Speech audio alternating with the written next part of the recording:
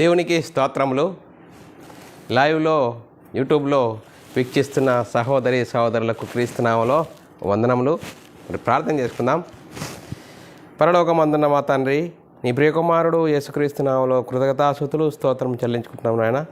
ఇంతవరకు సజీవులుగా ఉంచి నీ సన్నిధిలో చేరి నిన్ను ఆరాధించుకునడానికి, నిన్ను కొనియాడడానికి ఇచ్చిన గొప్ప ధన్యత భాగ్యమును బట్టి కృతజ్ఞతాస్తుతులు స్తోత్రం చెల్లించుకుంటున్నాం నాయన. ఈరోజు మరి శరీరానుసారమైన మనసు దేవునికి ఎందుకు విరోధమైనది అనే అంశము నేర్చుకొనిచుండగా నీ కృపను అనుగ్రహించండి.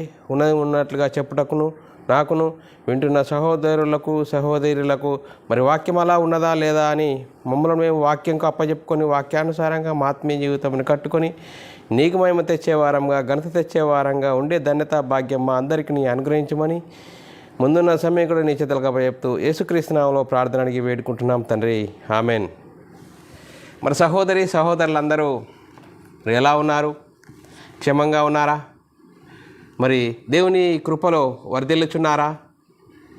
మరి దేవుని కృపను బట్టి మీ చేరువలోనికి మరి ఈరోజు అంశం ద్వారా శరీరానుసారమైన మనసు దేవునికి ఎందుకు విరోధం అయినది అనే అంశం ద్వారా మీ చేరువలోనికి రావడానికి దేవుడు కృప చూపిన విధానమునకు దేవునికి కృతజ్ఞతాస్తుతులు స్తోత్రములు చెల్లించబద్ధుడనై ఉన్నాను ప్రియులారా. మరి బైబిల్లోని ఆత్మనియమమును బట్టి దేవునికి కృతజ్ఞతాస్తుతులు స్తోత్రములు చెల్లించాలి. సహోదరులమైన మనము ఒకరికొకరు వందనములు చెల్లించుకోవాలని బైబిల్లోని ఆత్మనియమము సూచిస్తుంది.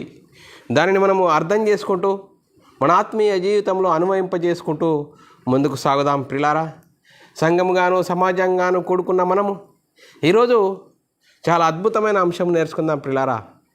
మరి ఈరోజు అంశము శరీరానుసారమైన మనసు దేవునికి ఎందుకు విరోధమై ఉన్నది అనే అంశం నేర్చుకుందాం ప్రియులారా. మరి ఈ అంశమును ఎందుకు నేర్చుకోవాలి అనేది మనం ఆలోచన చేసినట్లయితే ప్రియులారా, మరి శరీరానుసారమైన మనసు దేవునికి ఎందుకు విరోధమై ఉన్నది? మరి దేవుడు ఏ విధంగా మనిషిని మరి ప్రారంభంలో ఈ భూమి మీదకి తీసుకొని వచ్చాడు? శరీరానుసారమైన మనసు, ఆత్మానుసారమైన మనసు, ఈ రెండు మనసులు ఉన్నాయి మనిషికి. మరి మొట్టమొదటిగా రంగప్రవేశం చేసిన మనిషి ఎవరు? ఆదామును ఏ విధంగా దేవుడు తయారు చేశాడు? మట్టి బొమ్మను చేసి మట్టి బొమ్మలోనికి జీవవాయువును ఊదగా నరుడు జీవాత్మయను. చూడండి పిల్లరా, అంటే రెండు మనసులున్న మనిషి. అంటే ప్రారంభంలో మనము ఆదామును ఆలోచన చేస్తే దేవుడు మట్టి బొమ్మను చేసి మట్టి బొమ్మలోనికి దేవునిలో నుండి ఆత్మ విభాగింపబడి ఊదగా నరుడు జీవాత్మయను. మరి నరుడులో నుండి తీయబడిన ఎముక నారి, వీరిరువురిని ఆశీర్వదించాడు దేవుడు. దేవుని ఆజ్ఞనిచ్చాడు. దేవుని ఆజ్ఞను మరి వారు అనుసరించినంత వరకు దేవుని ఆలయముగా ఉన్నారు, దేవుని కుమారులుగా ఉన్నారు. అనతి కాలంలోనే మరి సాతాను ప్రవేశించి అవ్వకు ఆ పండును చూయించి అందమైనదిగాను రమ్యమైనదిగాను చూసినప్పుడు అవ్వేం చేసింది? ఆ పండును తిన్నది, ఆదాముకిచ్చింది. వీరిరువురు దేవుని ఆలయాలుగా కాకుండా దయ్యము ఆలయాలుగా మారిపోయారు. శరీరానుసారమైన మనుషులుగా మారిపోయారు. చూడండి పిల్లరా, శరీరానుసారమైన మనుషులు ప్రారంభమైతూ నోహవు కాలం వచ్చే వరకు నరులు భూమి మీద విస్తరించారు. మరి నరుల హృదయం చెడుతనము బాగుగా విస్తరించింది. అందుకోసమే నోహవును పిలిచాడు. నోహవు నీతిమంతుడు కనబడ్డాడు. నోహవు ఓడచేయి, ఎందుకంటే వీరు చేసినందుకు నేను నా హృదయంలో నొచ్చుకున్నాడు దేవుడు. చూడండి పిల్లారా, మరి మనం ఆలోచన చేస్తే హృదయంలో నొచ్చుకున్నాడు కాబట్టి నోహవును పిలిచాడు. నోహవు ఓడను చేశాడు. ఓడలోనికి వచ్చిన వారు రక్షింపబడ్డారు. ఓడలోనికి రాని వారు జల ప్రళయంతో మరి కొట్టుకొని పోయారు. ఇంకా మరి మనం ఆలోచన చేస్తే అబ్రాహాంకు వాగ్దానం చేశాడు. అబ్రాహాంకు వాగ్దానం చేసిన సంతానం ఎవరు? యేసుక్రీస్తు వచ్చేంత వరకు మరి ఒకనాడు దేవుని జనులైన ఇజ్రాయేలీలకు ధర్మశాస్త్రం ఇవ్వబడ్డది. ఒకనాడు దేవుని లేని వారు కూడా ధర్మశాస్త్ర ప్రకారంగా అనుసరించి జీవిస్తే నీతిమంతులు అవుతారు. వారు అనుసరించలేరు. వీరు దేవుని ప్రజలైన ఇజ్రాయేలీలు అనుసరించలేరు. కాలము పరిపూర్ణమైనప్పుడు దేవుడు తన సొంత కుమారుని పాప శరీరాకారంతో ఈ లోకానికి పంపించాడు. మరి యేసుక్రీస్తు వచ్చి ఏం చేశాడు? ధర్మశాస్త్రం అనుసరించాడు, జీవించాడు, కొట్టేశాడు. కొత్త నిబంధన ఇచ్చాడు. ఆత్మనియమం ఇచ్చాడు, కొత్త నిబంధన. అందుకోసం మొదటి శతాబ్దంలో మరి సువార్తను ప్రకటించినప్పుడు మరి యేసుక్రీస్తు మరణించి సమాధి చేసి పరలోకానికి వెళ్ళి పరలోకంలో ఉన్న పరిశుద్ధాత్మని పంపి పరిశుద్ధాత్మని పొందుకున్న 12 మంది యేసుక్రీస్తు మరణ సమాధిని గురించి ప్రకటించినప్పుడు వారు ఆత్మనియమము ద్వారా మరి వారు దేవుని కుమారులుగా అయ్యారు, ఆత్మనియమమును అనుసరించేవారుగా అయ్యారు. అందుకోసమే పిల్లారా, మనం ఈరోజు శరీరానుసారమైన మనసు దేవుని ఎందుకు విరోధమై ఉన్నది? మనం ఏ విధంగా ఉన్నాము? శరీరానుసారమైన మనుషులుగారంగా ఉన్నామా? ఆత్మానుసారమైన మనుషులుగా ఉన్నామా? ఏ విధంగా ఉన్నాము? ఈరోజు మనము లేఖనానుసారంగా చూసుకుందాం పిల్లారా. మరి లేఖనం చూసుకున్నట్లయితే పిల్లారా, రోమీలకు రాసిన పత్రిక 8వ అధ్యాయం 7వ వచనమును మనం చదువుకున్నట్లయితే, మరి ఏలయనగా శరీరానుసారమైన మనసు దేవునికి విరోధమై ఉన్నది. అది దేవుని ధర్మశాస్త్రమునకు లోపడదు, ఎంత మాత్రము లోపడనేరదు. చూడండి పిల్లరా, శరీరానుసారమైన మనసు ఎంత భయంకరమైంది, ఎంత మాత్రము లోపడనేరదట. చూడండి పిల్లరా, మనం ఆలోచన చేయాలి. మరి నా శరీరంలో మంచిదేదియూ లేదు అని పౌలు గారు అంటున్నాడు. చూడండి పిల్లరా, మరి శరీరానుసార మనసు, శరీరంలో ఏదైనా మంచిది ఉన్నదా అంటే పౌలు గారు అంటున్నాడు, నా శరీరంలో ఏదియో మంచిది నివసింపదని నేను ఎరుగుదును అంటున్నాడు పౌలు గారు. చూడండి పిల్లరా, రోమా సంఘంతో పౌలు గారు మాట్లాడుతున్నాడు. చూడండి పిల్లరా, ధర్మశాస్త్రము శరీరం గురించి ఏ విధంగా, శరీరమైన మనసు ఏ విధంగా ఉన్నది, దేవునికి విరోధముగా ఉన్నది, ఎంత మాత్రము లోపడనేరదట. మరి శరీరంలో ఏది మంచిది లేదని పౌలు గారు అంటున్నాడు. రోమీలకు రాసిన పత్రిక 7వ అధ్యాయము 18, 19, 21 వరకు చదువుకుంటే చాలా అద్భుతంగా మనకు ఈ లేఖనాలను బట్టి అర్థం చేసుకునవచ్చు పిల్లారా.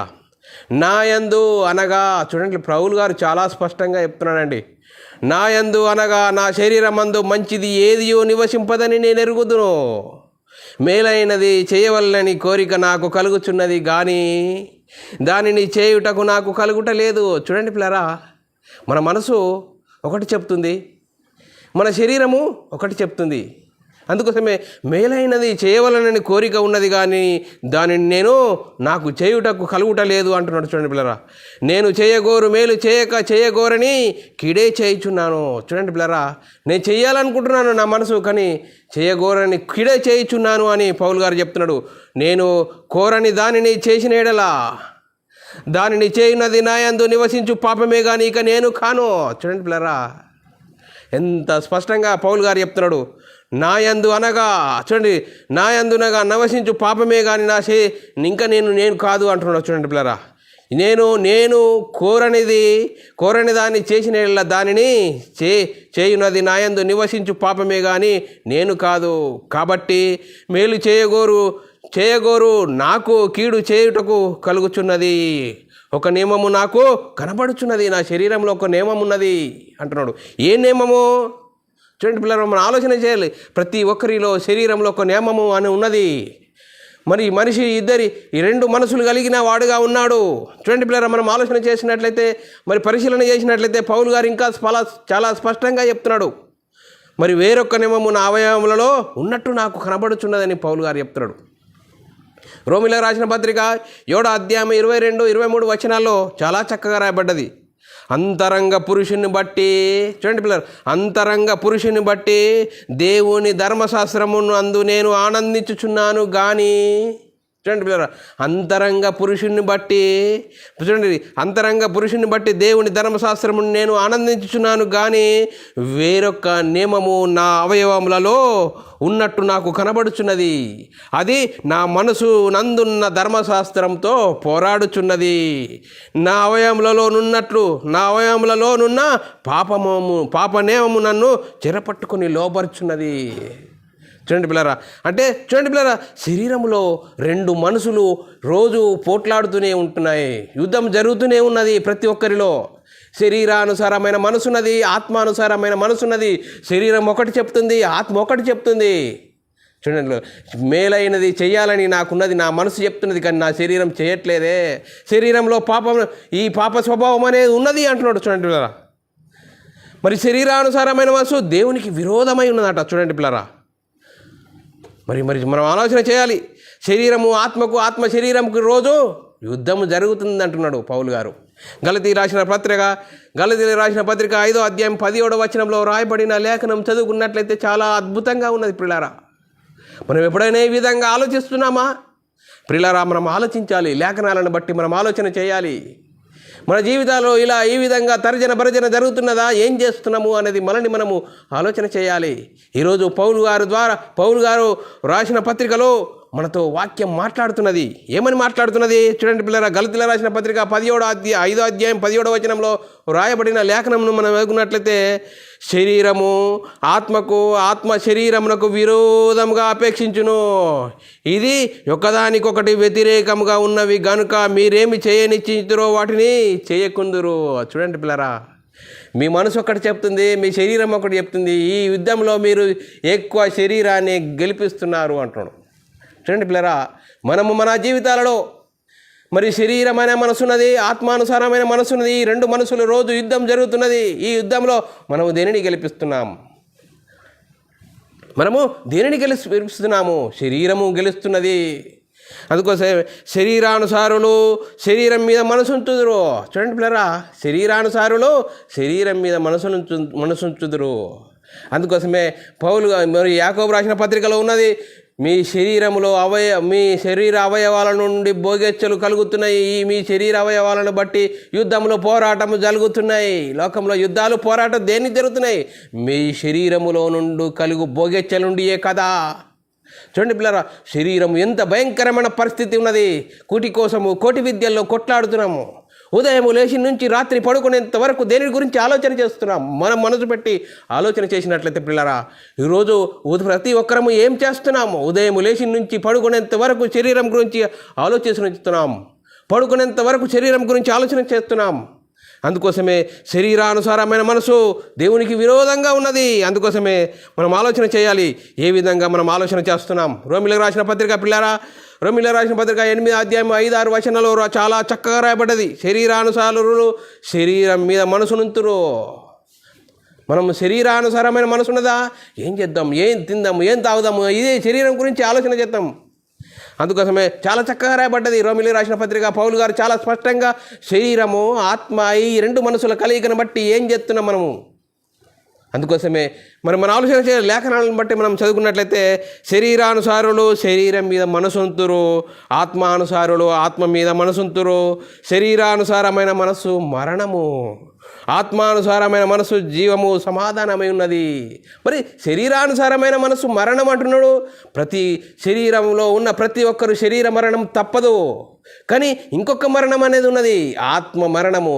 ఆత్మ మరణం అనగా దేవుని నుండి ఎడబాటు. దేవుని నుండి ఎడబాటు అనేది ఉన్నది. శరీరం కోసం మనం పుట్టిన నుంచి చనిపోయేంత వరకు మనం దేని గురించి ఆలోచన చేస్తున్నాం. ఈ మాటను ప్రతి ఒక్కరము మన మనసు పెట్టి ఆలోచన చేస్తేనే తప్ప అర్థం కాని పరిస్థితిలో ఉన్నాము. శరీరం గురించి ఉదయం లేచి నుంచి పడుకునేంత వరకు శరీరం గురించి ఆలోచన చేస్తున్నాం. అందుకోసమే శరీరం కోసం బ్రతుకుతే మరి మరణం అనేది ఉన్నది. మరణం అంటే ఈ శరీర మరణం ప్రతి ఒక్కరికి ఉంటుంది. భూమి మీదకి వచ్చిన ప్రతి మనుషులకు శరీర మరణం ఉంటుంది. ఇంకో మరణం అంటున్నది ఆత్మ మరణము. ఆత్మ మరణం అనగా దేవుని నుండి ఎడబాటు అనేది కలుగుతుంది. మరి చూడండి పిల్లరా, ఆత్మానుసారమైన మనసు ఏ విధంగా ఉంటుందట? జీవము సమాధానంతో ఉంటుందట. చూడండి, జీవము సమాధానంతో ఉంటుందట. చూడండి పిల్లలారి, ప్రారంభంలో దేవుడు మనిషిని ఏ విధంగా తయారు చేశాడు అనేది లేఖనాలను మనం చూసుకుందాం పిల్లరా. ప్రారంభంలో ఆదామును దేవుడు ఏ విధంగా భూమి మీదకి రంగప్రవేశం చేశాడు. మరి చూడండి పిల్లరా, మట్టి నుండి, శరీరము ఎక్కడి నుండి అయితే మట్టి నుండి తీశాడు కనుక. చూడండి పిల్లరా, ఆదికాండము 2వ అధ్యాయం 7వ వచనం చదువుకుందాం పిల్లరా. దేవుడైన యెహోవా నేల మంటితో నరుని నిర్మించి వాని నాసికా రంధ్రములో జీవవాయువును ఊదగా నరుడు జీవాత్మయను. చూడండి పిల్లరా, దేవుడు ఏ విధంగా తయారు చేశాడు? మట్టి బొమ్మను చేశాడు. మట్టి బొమ్మలోనికి దేవునిలో నుండి ఆత్మ విభాగింపబడి ఊదాడు. నరుడు జీవాత్మయను. నరులో నుండి తీయబడిన ఎముక నారి అన్నది. ఇరువురిని దేవుడు ఆశీర్వదించాడు. ఆశీర్వదించి ఏం చేశాడు? ఆశీర్వదించి మరి ఏదైనా తోటలో పెట్టాడు. ఏదైనా తోటలో ఉంచి వారికి ఒక ఆజ్ఞ ఇచ్చాడు. ఆజ్ఞను అనుసరించినంత వరకు దేవుని కుమారులుగా దేవునితో సాయంకాలం సల్లపూట మాట్లాడుతూ ఉన్నారు, సహవాసం కలిగి ఉన్నారు. ఎప్పుడైతే సాతాను ఎంటర్ అయ్యాడో మరి ఆదాము మోసపరచబడలేదు కానీ అవ్వ మోసపరచబడ్డదట. చూడండి పిల్లరా, సాతాను వచ్చిండు, ఆదాము టచ్ చేసి మరి ఆదాము లొంగిపోలేడు, కానీ అవ్వ మోసపోయింది.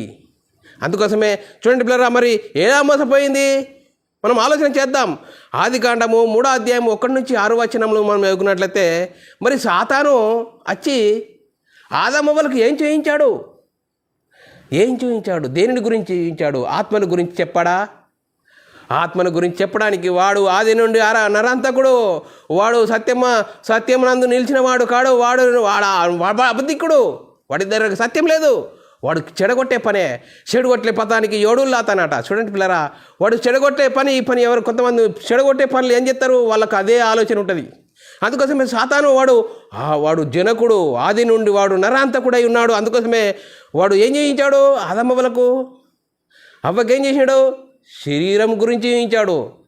వారు ఆత్మానుసారంగా ఉన్నారు, దేవుని కుమారులుగా ఉన్నారు. అయినా కానీ మరి అవ్వ స్త్రీ బలహీన ఘటమైన ఉన్నది కాబట్టి అవ్వకు చూయించాడు. వాడికి తెలిసిపోయింది ఎవరి ద్వారా పని అవుతుందని. అవ్వకి ఏం చేశాడు? ఈ పండు చూడండి, ఈ పండు మీరు నిజమా అన్నాడు. వాడు ప్రవేశించేమన్నాడు. చదువుకుందాం పిల్లరా, 1 నుంచి 6 వచనాలు చదువుకుందాం పిల్లరా, చాలా చక్కగా ఉన్నారు. దేవుడైన యెహోవా చేసిన సమస్త జంతువులలో సర్పము యుక్తి గలదై ఉండెను. అది ఆ స్త్రీతో, ఇది నిజమా? చూడండి పిల్లరా, వాడు అచ్చుడే, ఇది నిజమా? ఏది నిజము? ఈ తోట చెట్లలో దేని ఫలమునైనను మీరు తినకూడదని దేవుడు చెప్పేనా అని ప్రశ్న. చెప్పేనా అని అడిగాను. అందుకు స్త్రీ ఏం చెప్తున్నది? స్త్రీ, ఈ తోట చెట్ల ఫలములను మేము తినవచ్చును. అయితే తోట మధ్యలో ఉన్న చెట్టు ఫలములను గురించి దేవుడు మీరు చావకుండున్నట్లు వాటిని తినకూడదు, వాటిని ముట్టకూడదని చెప్పేనని సర్పముతో అనేను. చూడండి పిల్లరా, మరి అవ్వకు తెలుసు కానీ తెలిసి చెప్తున్నది, ఇది మేము తినకూడదు, దేవుడు మాకు ఆజ్ఞ ఇచ్చాడు. అన్నీ తినచ్చు, కానీ ఈ తోట చెట్ల మధ్యలో ఉన్న వాటిని తినకూడదు, తింటే చచ్చిపోతారు. కానీ మరి సాతాను ఏం చెప్పాడు? మీరు చావరు. చూడండి పిల్లరా, దేవుడు చస్తాడని చెప్తే మరి సాతాను శరీర సంబంధమైన వాటిని చూపించి ఆత్మలో నుంచి నిన్ను బయటకు తీసేశాడు. ఏం చేశాడు? అందుకు సర్పము, మీరు చావరు అని దేని గురించి చెప్పాడు? శరీరం గురించి చెప్పాడు. దేవుడు దేని గురించి చెప్తాడు? ఆత్మను గురించి చెప్తాడు. చూడండి దేవుని మాట ఆత్మ గురించి చెప్పేది. దేవుని మాట జీవమును సమాధానమై ఉన్నది. సాతాను మాట చూడండి పిల్లల, సాతాను మాట మరి శరీరం గురించి చూపిస్తాడు, శరీరానికి వల వేస్తాడు. శరీరాశ, నేత్రాశ, జీవడమ్మాన్ని వాడి టూల్స్. అందుకోసమే మీరు చావరంటున్నాడు. 5-6 వచనాల్లో, ఏలైనగా మీరు వాటిని తినుదినమున మీ కన్నులు తెరవబడును, మీరు మంచి చెడ్డలను ఎరిగిన వారై దేవతల వలె ఉందురని దేవునికి తెలియను అని స్త్రీతో చెప్పగా. చూడండి పిల్లరా, ఆ స్త్రీ ఆ వృక్షము ఆహారమునకు మంచిదియో. చూడండి పిల్లరా, మరి సాతాను మాటిని ఏం చేసింది స్త్రీ? ఆహారమునకు అందమైనది గాను, వివేకమైనది గాను, రమ్యమైనదిగా ఉండుట చూసినప్పుడు ఆమె దాని ఫలములలో కొన్ని తీసుకొని తిని తనతో పాటు తన భర్తకు ఇచ్చెను, అతడును కూడా తినెను. చూడండి పిల్లరా, దేవుని ఆజ్ఞను ఏ విధంగా మీరిపించాడో. సాతాను దేనిని చేయిస్తాడో? ఈరోజు సాతాను దేనిని గురించి చూయిస్తున్నాడు? సాతాను ప్రారంభంలో దేనిని గురించి చూయించాడు? ఆత్మీయంగా ఉన్నవారు, దేవుని సావాసంతో ఉన్నవారిని ఏం చేశాడు? శరీర సంబంధమైన వాటిని గురించి చెప్తాడు, శరీరం గురించి చెప్తాడు. సావరు, దేన్ని చావలేదు. దేవుడు ఆత్మను గురించి చెప్పాడు. చస్తారని, ఆత్మ దేవుని నుండి ఎడబాటు అవుతుందని దేవుడు చెప్తే సాతాను చేయుడు శరీరం గురించి మీరు చావరు. చూడండి పిల్లరా, మరి దేని గురించి చేయించాడు? శరీర సంబంధమైన వాటిని గురించి, శరీరం గురించి చూయించేవాడు సాతాను. ఆత్మను గురించి చూయించేది దేవుని వాక్యము. చూడండి పిల్లలు, మనం ఆలోచన చేయాలి. అందుకోసమే శరీరానుసారులు ఏ విధంగా ఉంటారు? శరీరానుసారులు శరీరం మీద మనసు ఉంచుదురు.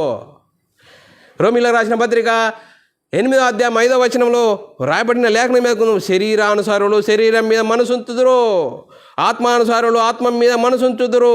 శరీరానుసారమైన మనసు మరణము, చూడండి పిల్లరా, మరి శరీరానుసారమైన మనసు మరణము. ఏ మరణము? రెండవ మరణము. నేను మనమైన ఆత్మ దేవుని నుండి ఎడబాటు కలుగుతుంది. ఆ ఎడబాటును కలుగుతుంది. వాడికి సాతానుకు సిద్ధపరిచిన నరకానికి వాడు వెళ్తాడు, వాడితో పాటు మనల్ని తీసుకెళ్తాడు. దేన్ని చూయిస్తాడు?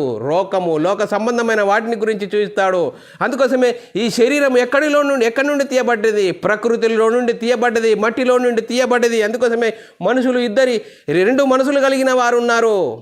చూడండి పిల్లరా, రెండు మనసులు కలిగిన వారు ఉన్నారు. మరి చాలా చక్కగా మనము అర్థం చేసుకొని జీవించవలసి ఉన్నది. చూడండి పిల్లరా, మరి ఎంత చక్కగా ఉన్నది వాక్యం. అందుకోసమే శరీర స్వభావము గలవారు దేవుణ్ణి సంతోషపరచనేరట. చూడండి పిల్లరా, శరీర స్వభావం గలవారు ఏం చేస్తారట? దేవుని సంతోషపరిచేవారుగా ఉండరట. మరి రోమీయులకు రాసిన పత్రిక 8వ అధ్యాయం 8వ వచనంలో రాయబడిన మాట చదువుకుందాం పిల్లరా.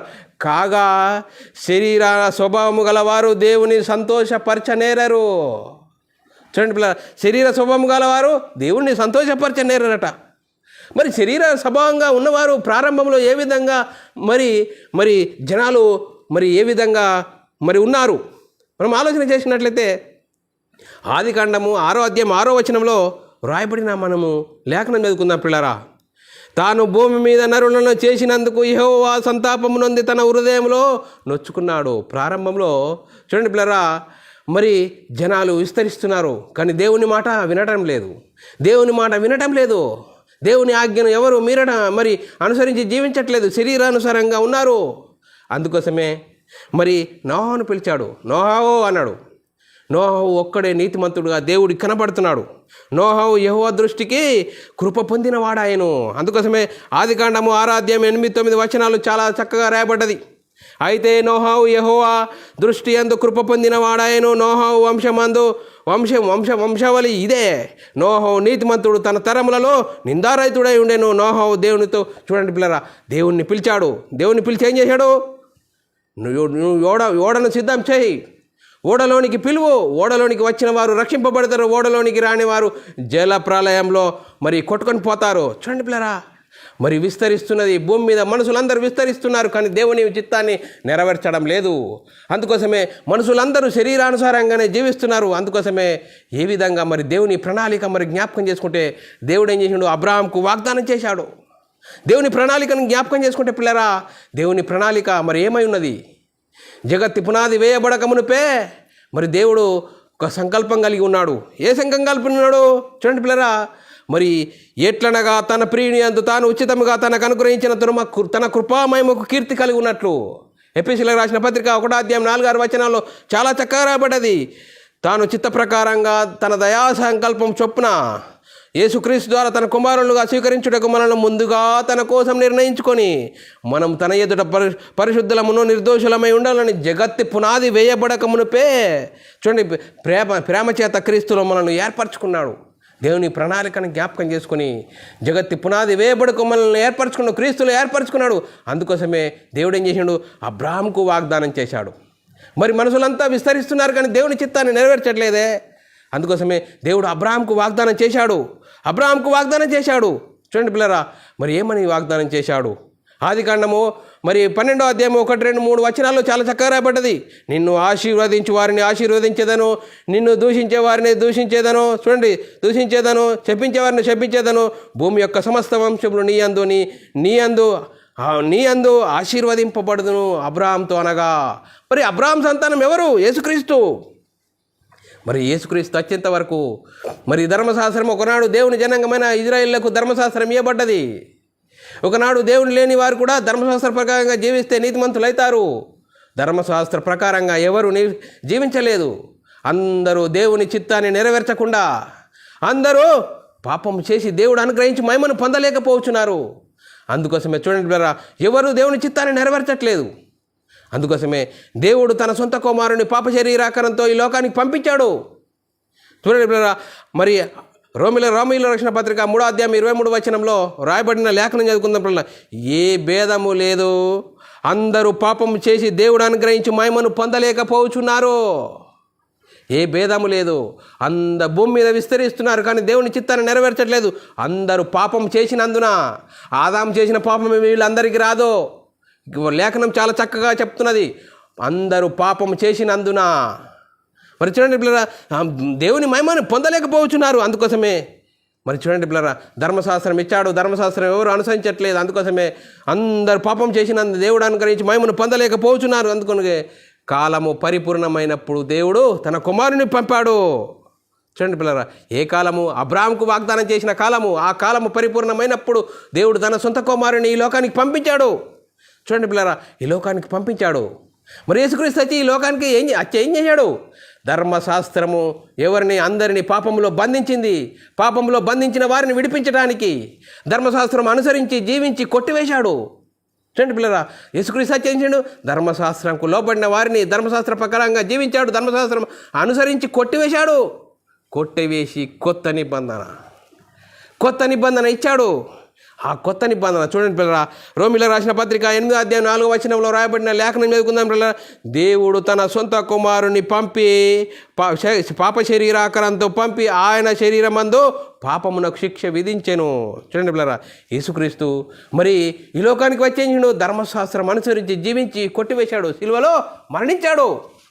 చూడండి పిల్లరా, మరి రోమీయులకు రాసిన పత్రిక, ఆ పిల్లలు రక్తమాంసాలు గలవారెందున ఆ ప్రకారమే మరి మరణము గల వాణిని అనగా అపవాదిని మరణం చేత జయింపజేశాడు.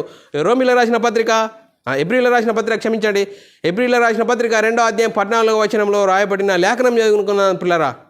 కాబట్టి ఆ పిల్లలు రక్తమాంసములు గల వారైనందున ఆ ప్రకారమే మరణము యొక్క బలము గల వాణిని అనగా అపవాదిని మరణము చేత నశింపచేసెను. చూడండి పిల్లరా, యేసుక్రీస్తు వచ్చి ఏం చేసిండు? ధర్మశాస్త్రం అనుసరించి సిలువలో కొట్టివేశాడు. చూడండి పిల్లరా, మనము ఆలోచన చేయాలి. యేసుక్రీస్తు వచ్చి ఏం చేసిండు? ధర్మశాస్త్రాన్ని కొట్టివేశాడు. మరి ఇరువురిని ఏకం చేశాడు. వీరందరూ ఇప్పుడు ఏం చేయాలా? అందరూ లోకంలో ఉన్న వారందరూ యేసుక్రీస్తు యొద్దకు రావాలి. చూడండి పిల్లరా, మరి మన పాపముల విషయమై చనిపోయి ఆయనని చూడు నీతి విషయమై జీవించినట్లు యేసుక్రీస్తు చూడు పాపంలో నిమిత్తము మరణించాడు, నీతి విషయమై జీవించినట్లు 1 పేతురు రాసిన పత్రిక 2:14 రాయబడిన లేఖనం చదువుకుందాం పిల్లరా. మనము పాపముల విషయమై చనిపోయి నీతి విషయమై జీవించినట్లు ఆయన తానే తన శరీరమందు మన పాపములను మాను మీద మోసుకొనేను, ఆయన పొందిన గాయముల చేత మీరు స్వస్థత నొందితిరి. చూడండి పిల్లరా, మనము స్వస్థత పొందిది. మరి ఇప్పుడు మనం ఏం చేయాలి? ఇప్పుడు మనం క్రీస్తునందుకు వచ్చాము. యేసుక్రీస్తు దేవుని కుమారుడు, యేసుక్రీస్తు ప్రభు అని విశ్వసించి మన అందరి పాపాల కోసం యేసుక్రీస్తు మరణించాడు, సమాధి చేయబడ్డాడు, తిరిగి లేచాడు. మరి తిరిగి లేచాడని విశ్వసించిన మనము యేసుక్రీస్తు నందు విశ్వాసం ఉంచి యేసుక్రీస్తు దేవుని కుమారుడు, యేసుక్రీస్తు ప్రభు అని విశ్వసించి యేసుక్రీస్తు నామములో బాప్తీసం పొందిన మనము ఏం చేయాలి? ఇప్పుడు మనం ఏం చేయాలి? ఆత్మకు విరోధముగా పోరాడు శరీరాశలను విసర్జించాలి.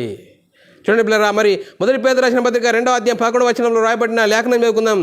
ప్రియులారా, మీరు పరదేశీయులను యాత్రికులై ఉన్నారు గనుక ఆత్మకు విరోధంగా పోరాడు శరీరాశలను విసర్జించండి. మరి శరీరాశలను విసర్జించాలి.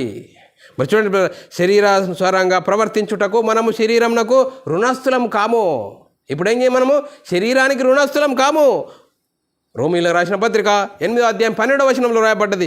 కాబట్టి సహోదరులారా, శరీరానుసారంగా ప్రవర్తించుటకు మనము శరీరమునకు రుణస్థులము కాము. ఇప్పుడు ఏం చేయాలి? మనము ఆత్మచేత శరీర క్రియలను చంపాలి.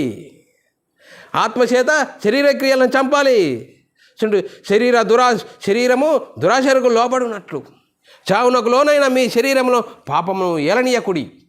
చూడండి, శరీరములో ఏముంది? పాప స్వభావం ఉంది. పాప స్వభావం ఏం చేస్తుంది? మరణానికి నడిపిస్తుంది, ఆత్మ మరణానికి నడిపిస్తుంది, దేవుని నుండి ఎడబాటును జరిగిస్తుంది. అందుకోసమే శరీరానుసారమైన మనసు దేవునికి విరోధమై ఉన్నది. రోమీయులకు రాసిన పత్రిక 6:12 రాయబడిన లేఖనం చదువుకుందాం. కాబట్టి సహోదరులారా, క్షమించండి పిల్లరా, కాబట్టి శరీర దురాశలకు లోపడినట్లు చావునకు లోనైన మీ శరీరమందు పాపమును ఏలనీయకుడి. పాపానికి దూరంగా ఉండండి. చూడండి, శరీరం గురించి ఆలోచించద్దు. శరీరంలో చాలా భయంకరమైన పరిస్థితి ఉన్నది. మరి శరీరానుసారమైన మనసు దేవునికి విరోధమై ఉన్నది. అందుకోసమే పిల్లరా మరి మనం ఆలోచన చేయాలి. ఇంకా మనం ఏం చేయాలా? భూమి మీద మీ అవయవములను మరి శరీరంకు ఎలనీయకుడి. కొలసీలకు రాసిన పత్రిక 3వ అధ్యాయము 5 నుంచి 10 వచనాల్లో చాలా చక్కగా రాయబడ్డది. పౌలు గారు కొలసీ సంఘంతో మాట్లాడుతున్నాం. కావున భూమి మీద ఉన్న మీ అవయవములను అనగా, చూడండి పిల్లరా, మీ అవయవములను అనగా మనము కళ్ళు, ముక్కు, కాలు, చేతులు అని చెప్పాలి. కానీ ఏం చెప్తున్నాడు పౌలు గారు? అనగా జారత్వమును, అపవిత్రత, కామతురత, దురాశ, విగ్రహారాధన, ధనాపేక్ష చంపివేయుడి. ఇవి మీరు చంపివేయుడి. వాటి వలన దేవుని ఉగ్రత, చూడండి, ఉగ్రత అవిధేయులైన వారి మీదకి వచ్చును. పూర్వము వారి మధ్య జీవించినప్పుడు మీరును వీటిని అనుసరించి నడుచుకుంటురి. పూర్వం అంటే క్రీస్తులోనికి రాకముందు మనం ఆ విధంగా జీవిస్తుంటే, ఇప్పుడైతే మీరు కోపము, ఆగ్రహము, దుష్టత్వము, దూషణ మీ నోట బూతులైనను వీటిని విసర్జించుడి. ఇవి మీకు ఒకనితో ఒకడు అబద్ధమాడకుడి.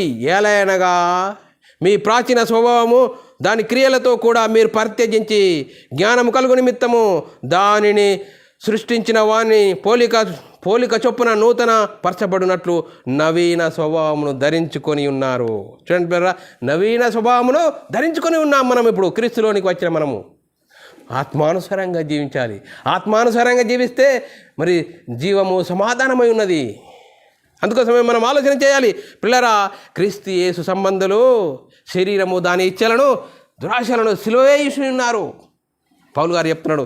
గలతీయులకు రాసిన పత్రిక 5వ అధ్యాయం 24-25 వచనంలో రాయబడిన లేఖనం చదువుకుందాం పిల్లరా. క్రీస్తు యేసు సంబంధులు శరీరమును దాని ఇచ్చలను, దురాశలను సిలువేసి ఉన్నారు. మనము ఆత్మను అనుసరించి జీవించు వారమైతిమా, ఆత్మను అనుసరించి క్రమముగా నడుచుకుందాము. చూడండి పిల్లరా, మరి సిలువ వేసి ఉన్నామా లేదా? లేకుంటే సిలువ వేయకుంటే శరీరానుసారమైన మనసు మరణము.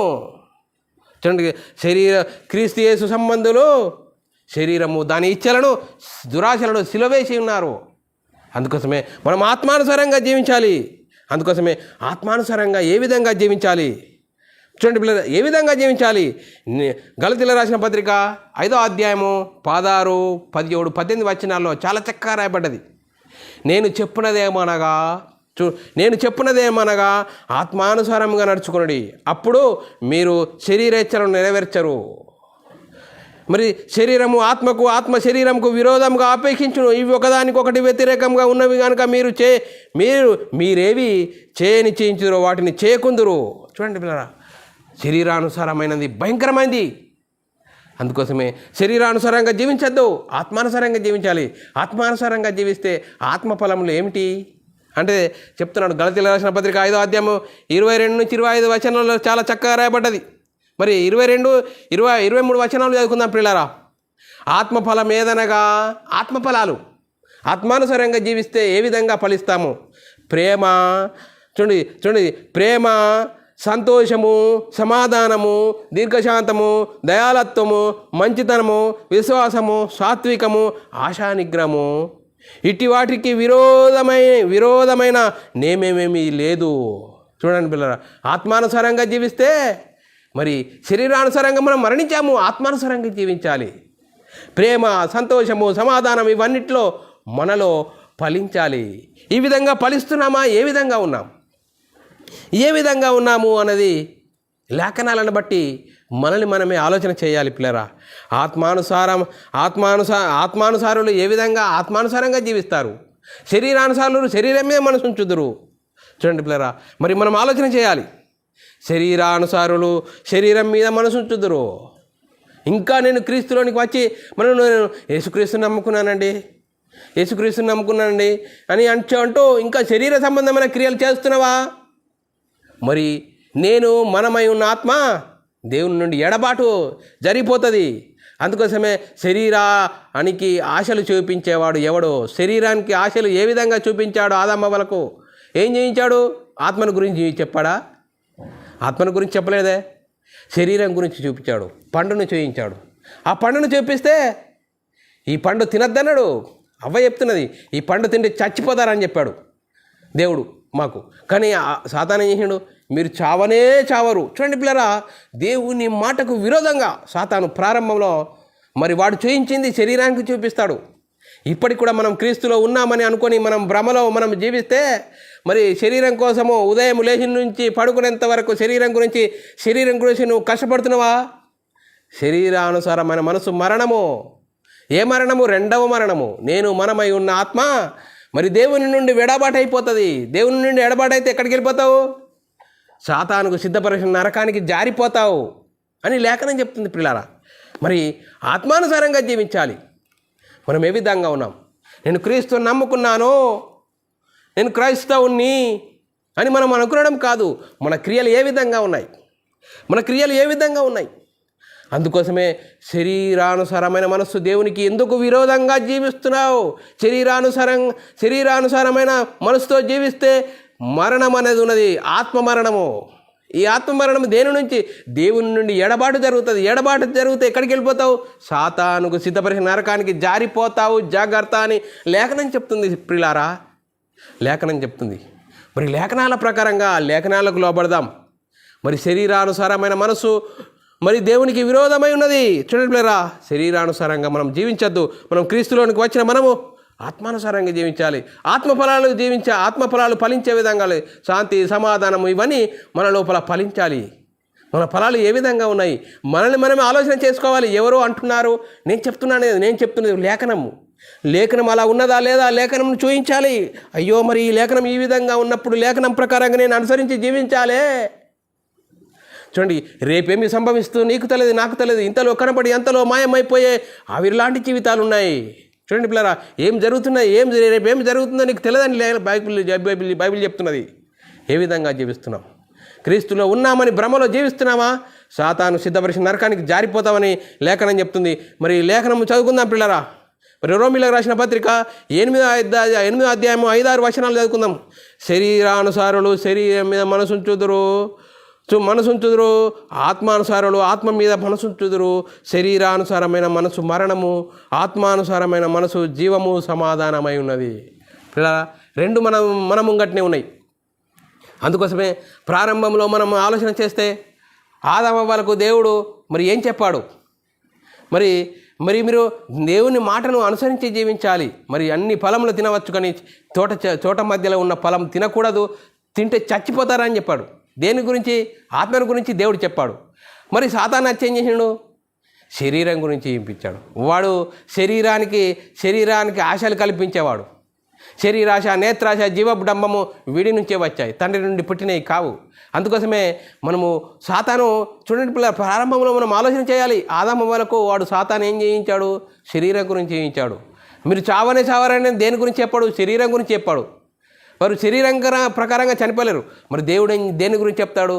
దేవుడు దేని గురించి చెప్పాడు? ఆత్మను గురించి చెప్పాడు. మీరు మరి ఆ తోట మధ్యలో ఉన్న ఫలము తింటే చచ్చిపోతారని ఆత్మను గురించి దేవుడు చెప్తే, మీరు చావరని సాతాను మరి ఏం చెప్పాడు? శరీరం గురించి చెప్పాడు. అందుకోసమే మరి చాలా భయంకరమైన ఆత్మానుసారంగా జీవిస్తే జీవము, సమాధానము, శరీరానుసారంగా జీవిస్తే మరణం అనేది ఉన్నది. దేవుని నుండి ఎడబాటు, ఆ ఎడబాటు అయితే నిత్య నరకం అనేది ఉన్నది పిల్లరా. అందుకోసమే ఈ అంశం ద్వారా మనము చాలా ఆత్మీయ విషయాలు నేర్చుకున్న పిల్లరా. ఈ వాక్యం ద్వారా, ఈ లేఖనాల ప్రకారంగా మనల్ని మనమే ఈరోజు నేను ఏ విధంగా జీవిస్తున్నాను? నేను క్రీస్తుని నమ్ముకున్నానని అనుకుంటున్నానా, లేకుంటే శరీరం కోసమే బ్రతుకుతున్నానా? ఏ విధంగా బ్రతుకుతున్నాను? మనల్ని మనమే ఆలోచన చేసుకోవాలి పిల్లారా. మనం చేరువలోనికి వాక్యం వస్తుంది. వాక్యం వినకుండా మనం శరీరానుసారంగా జీవిస్తే, కన్ను మూస్తే మరి పాతాళం అనేది ఉన్నది. శరీరం కోసం బ్రతికితే పాతాళం అనే నరకం అనేది ఉన్నది. నరకంలో పురుగు చావదు, అగ్ని ఆరదు, భయంకరమైన పరిస్థితి. మరి ధనవంతుడు లాజరుని గురించి మనం ఆలోచన చేస్తే, ధనవంతుడు భూమి మీద సుఖంగాను నార బట్టలు కట్టుకొని, రంగు బట్టలు వేసుకొని రోజు సుఖంగా అనుభవిస్తున్నాడట. మరి లాజరు ధనవంతుడు వాకిటి ముంగట రొట్టె ముక్కలు మరి తింటూ జీవనం సాగిస్తున్నాడు. వీరిద్దరు చనిపోతే మరి అబ్రాహాము రొమ్మున లాజరు ఉన్నాడు. మరి పాతాళంలో ధనవంతుడు కాలిపోతున్నాడు. చూడండి పిల్లరా, భయంకరమైన పరిస్థితి. ఈ రెండు సంగతులు మన ముంగట్నే ఉన్నాయి పిల్లరా. అందుకోసమే శరీరంలో ఉన్న మనము శరీరం కోసం బ్రతుకుతున్నామా? ఈ శరీరాన్ని నడిపించే ఈ ఆత్మ ఒకటి ఉన్నది. ఈ ఆత్మను గురించి మనం ఆలోచిస్తున్నామా? ఆలోచించాలి ప్రియులారా. ఆత్మను గురించి చెప్పేదే బైబిల్ ప్రియులారా. ఈ ఆత్మను గురించి చెప్పేదే బైబిల్ ప్రియులారా. బైబిల్ ఆత్మ సంబంధమైన సంగతులు ఆలోచించాలి. శరీరం గురించి మరి 2 మనసులు ఉన్నాయి మనిషి లోపల. మరి శరీరం కోసం బ్రతుకుతే పాతాళం అని ఉన్నది. ఆ పాతాళాన్ని తప్పించడానికి యేసుక్రీస్తు ఈ లోకానికి వచ్చాడు పిల్లరా. మరి మన అందరి ఆత్మలకు కన్న తండ్రి అయిన దేవుని యొద్దకు తీసుకెళ్ళడానికి వచ్చాడు పిల్లరా. యేసుక్రీస్తు నమ్ముకుంటే పరలోకం, యేసుక్రీస్తు నమ్ముకుంటే నిత్య జీవము, దేవుని కుమారులయ్యే గొప్ప ధన్యత ఉన్నది పిల్లరా. అందుకోసమే శరీరానుసారమైన మనసు దేవునికి ఎందుకు విరోధమైనదంటే మరి ఆ విరోధంగా శరీరం కోసం బ్రతికితే పాతాళం అనేది ఉన్నది. మరి ఆత్మ కోసం బ్రతుకుదాం. మరి జీవము సమాధానమై ఉన్నది. ఆ దేవుని యొద్దకు తీసుకెళ్ళడానికి యేసుక్రీస్తు వచ్చాడు. మరి యేసుక్రీస్తు నమ్ముకుంటే నిత్య జీవం, పరలోకము. మరి ఆత్మను గురించి మనము తెలుసుకుంటున్నాము. ఆత్మానుసారంగా జీవిద్దాం. మనమందరము దేవునికి మహిమ తెచ్చేవారంగాను, ఘనత తెచ్చేవారంగా ఉంటూ ముందుకు సాగుదాం. చెప్పబడిన వాక్యం ప్రతి ఒక్కరి హృదయంలో నీరుగట్టి ఫలింపచేయనుగాక. ఆమేన్. అందరికీ వందనములు. ప్రార్థన చేసుకుందాం పిల్లరా. పరలోకమందున్న మా తండ్రి, నీ ప్రియకుమారుడు యేసుక్రీస్తు నామములో కృతజ్ఞతాస్తుతులు స్తోత్రం చెల్లించుకుంటున్నాం నాయన. ఇంతవరకు సజీవులుగా వచ్చే నీ కృపలో కాపాడుతూ మరి ఈరోజు శరీరానుసారమైన మనసు దేవునికి ఎందుకు విరోధమై ఉన్నది అనే అంశం ద్వారా ఎన్నో వాక్యాల ద్వారా మనల్ని హెచ్చరించిన విధానం బట్టి స్తోత్రాలు. విన్న వాక్యాన్ని విడిచిపెట్టకుండా విన్న మాటల ప్రకారం ఆత్మీయ జీవితం కట్టుకొని నీకు మహిమ తెచ్చేవారంగా, ఘనత తెచ్చేవారంగా ఉండే ధన్యత భాగ్యం మా అందరికీ నీ అనుగ్రహించినందుకు కృతజ్ఞతాస్తుతులు స్తోత్రం చెల్లించుకుంటూ యేసుక్రీస్తు నామములో ప్రార్థన అడిగి వేడుకుంటున్నాం తండ్రి. ఆమేన్. మరి సహోదరులారా, ఇలాంటి అంశాలను వినాలనుకుంటున్నారా? యూట్యూబ్ ఛానల్లో బైబుల్ విజ్డమ్ అకాడమీ, అలాగే BW ఛానల్ సబ్స్క్రైబ్ చేసుకోండి. మీరు వినండి, మీ ఆత్మీయతను అభివృద్ధి పొందించుకోండి, అనేకులకు షేర్ చేయండి. మీ వ్యక్తిగత ప్రార్థనలు, మా పరిచర్య నిమిత్తం ప్రార్థనలో జ్ఞాపకం చేసుకోవాల్సినదిగా క్రీస్తు ప్రేమను బట్టి బతిమాలుకొచ్చున్నాను. అందరికీ వందనములు, దేవునికి స్తోత్రములు.